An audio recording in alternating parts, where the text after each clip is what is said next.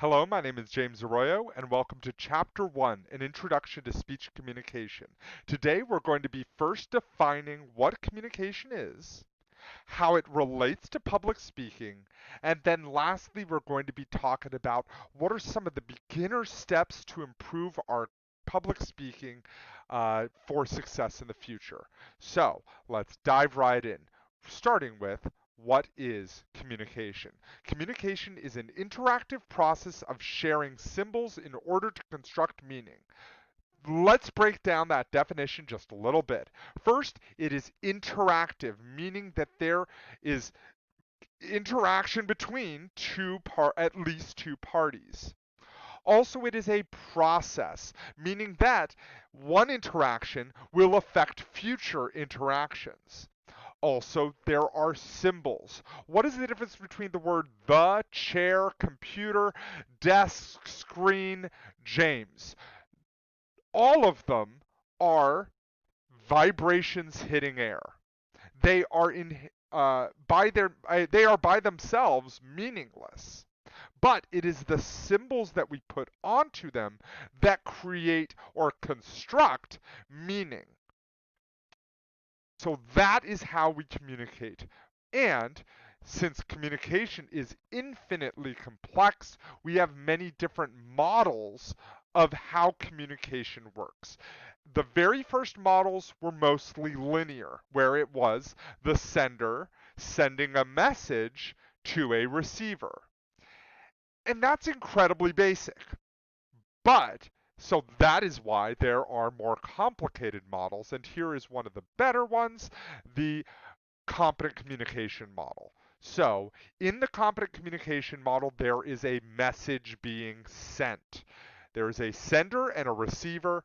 The message is the verbal and nonverbal communication. The verbal communication being what were the words that I said. The nonverbal communication is how did I say it. And that message is sent through a channel. The channel can be face to face, through text, through video, conferencing technology, through documents, through email. All of these are specific channels that have their own benefits as well as detriments.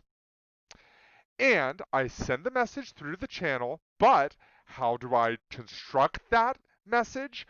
I encode meaning. I say, hi, my name is James, how are you? I've used the language code.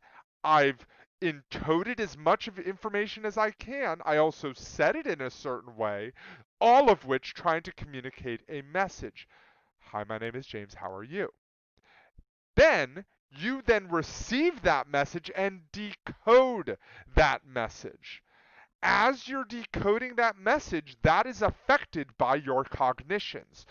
How you see the world, how you see yourself, your self esteem, how strongly you feel your abilities are in what we're talking about right now. All of these affect how you decode that message. Then you give feedback on it. Huh? Something as small as that can show how you have received my message. That is what's called feedback. And as you're giving feedback, you are then preparing to send your next message. The last thing that I haven't described yet is context. And these are the things that affect the meaning of the message as well, that is outside of our control, or kind of out of our control. We have culture. Culture affects how our messages are being sent. Should I take off my shoes as I enter a home? That is a culturally bound message. Should I make eye contact? That is a culturally bound message, and across different cultures, it can have different meanings. We also have situational context. If I talk pretty loudly in a library, that's going to affect how people perceive me. In the same way, if I talk very loudly at a monster truck rally, then that would conform to the expectations of what's appropriate and effective in that situation. And then we also have relational context, and this is the relationship between the sender and receiver. How do you communicate with a younger sibling? How do you communicate with your doctor? How do you communicate with your teacher? How do you communicate with your significant other?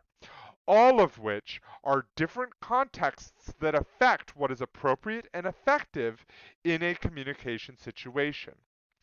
The last thing that I'm going to say about this is that communication is co-created, meaning that it is not just what I intend to send to you, it is also what you receive from me. That I only have 50% of the communication responsibility and ability to affect, whereas you have the other 50%. So that is the 3-minute definition of communication. Now let's move to comparing and contrasting what's the difference and similarities of public speaking to communication. One of the big similarities is that you organize your thoughts logically. When we are telling a story to a bunch of friends, we don't usually Tarantino it. First, starting at the end, then going to the beginning, then going somewhere in the middle. In the same way we don't do that in public speaking. We also tailor our message to the audience. In everyday communication, you talk differently with your younger sibling, your doctor, your significant other. In the same way, different audiences are going to decode your message in different ways. So, by tailoring our message to the audience, on our own, we only have 50% of that interaction. But if we understand our audience better, and then we are better able to tailor our message to the audience, and therefore we have more control over what we are really sending to our audience. We also learn to tell stories for maximum impact in both of these situations. Public speaking is pretty obvious. Of course, we try to have a big impact on our audience, but even in communication, we do that. Try to tell a joke and not use different pitch variation, pause at certain areas, all of which trying to create maximum impact. And the very last one is adapting to listener feedback. Let's say in a communication situation you tell a joke. How many tickles does it take to make an octopus laugh? 10 tickles.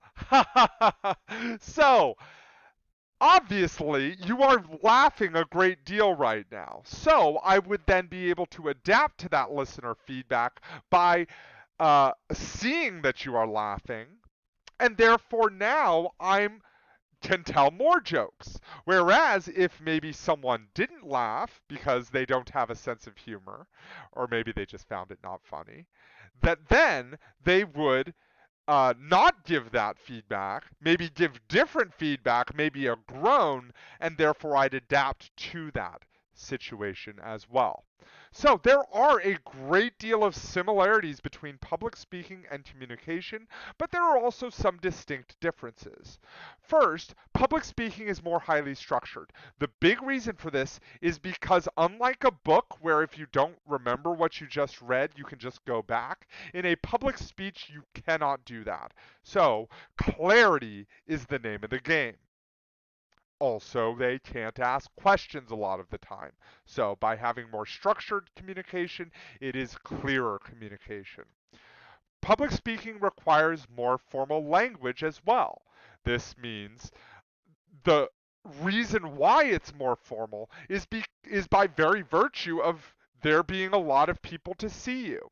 Since so many people showed up, therefore it implies that this is an important message. So, the expectations of the situation are more formal. And also, public speaking requires a different method of delivery.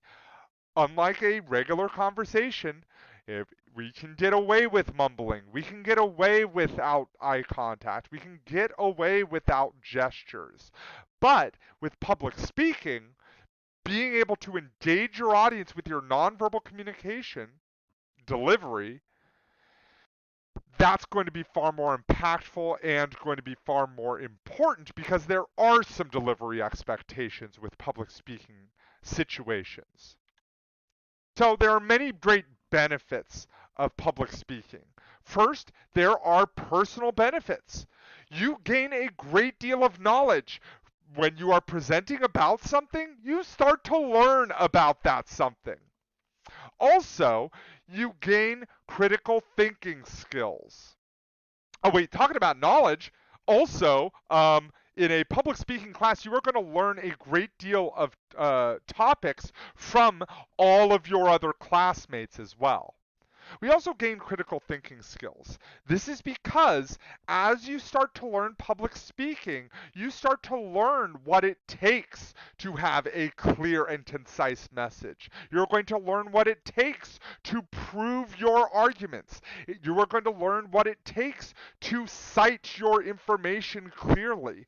And that is going to set an expectation for you. And when other communication,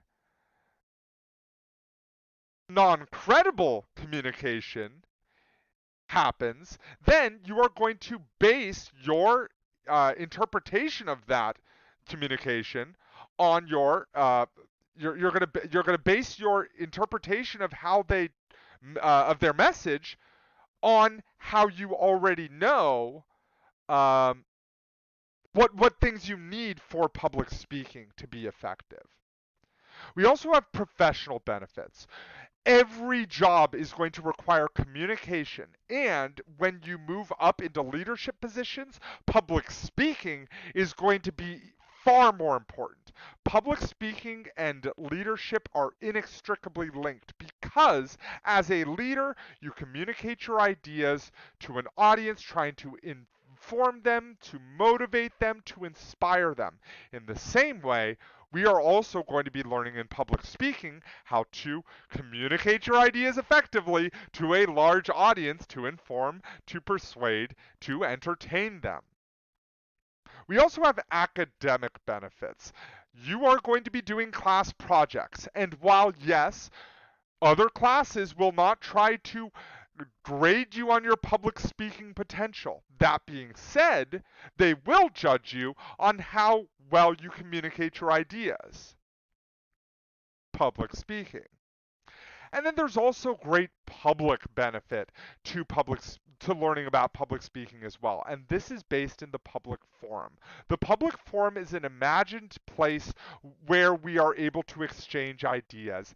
And guess what? If you learn about public speaking, you will be more likely and more able to substantially contribute to the public forum, communicate your diverse perspectives into this public forum, and thereby affect it in a positive way. So there are a great deal of I've talked about communication as a whole. I've talked about what public speaking is in relation to communication. And then I've also talked about some of the benefits of public speaking. But the big thing to take away from these sections is that public speaking and communication, they are both very similar, but we will learn how to specialize our communication so that it is more impactful in public speaking situations. And we'll do that right now.